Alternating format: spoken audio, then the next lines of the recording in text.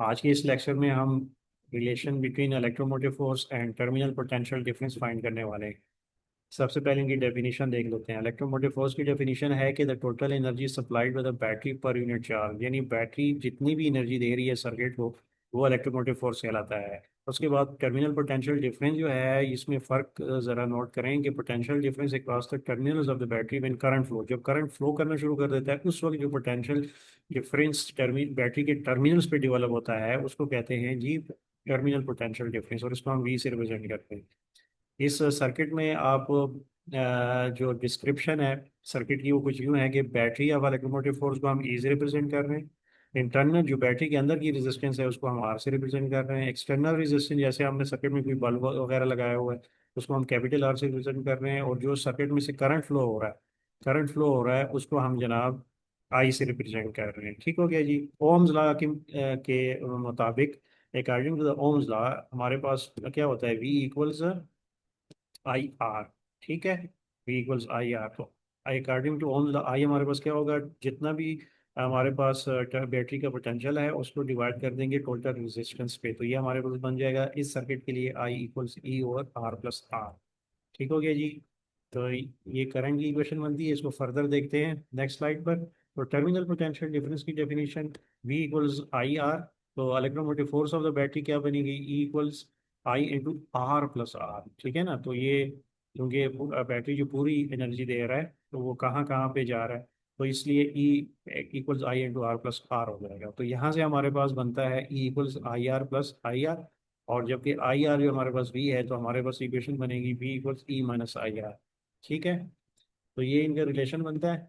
और इसको मजीद देख लेते हैं, इसकी एक्सप्लेनेशन देख लेते हैं। तो इस रिलेशन की एक्सप्लेनेशन कुछ यूँ बनेगी कि लेफ्ट साइड जो है हमारे पास जो ई है वो जनाब क्या होता है, total energy supplied by the battery per unit charge. ये आपने नोट रखना है, ठीक है, याद रखना है। द राइट साइड शोज, और जो इक्वेशन का राइट साइड था वो हम क्या बता रहा है, वो हम बता रहा है कि how this energy is used, कहाँ कहाँ पे एनर्जी यूज हो रही है। जैसे कि पार्ट है I R, energy loss inside the battery due to internal resistance, battery के अंदर की जो इंटरनल रेजिस्टेंस में एनर्जी लॉस हो रही है वो आई small are.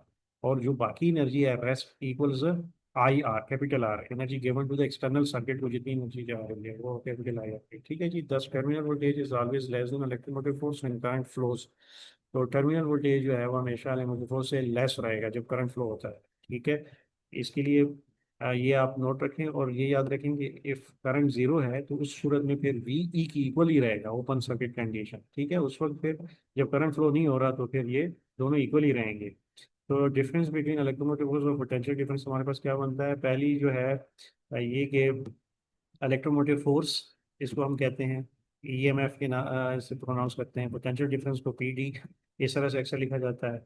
Energy supplied by the battery per unit charge to move it in the circuit. ठीक। तो ये आपका इलेक्ट्रोमोटिव फोर्स है।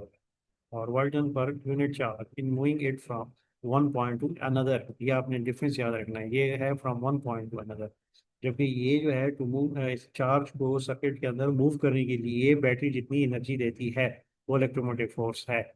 जबकि जब आप चार्ज वर्क डन करते हो चार्ज पर एक जगह से दूसरी जगह ले जाने में, तो वो पोटेंशियल डिफरेंस है, ये आपने याद रखना है।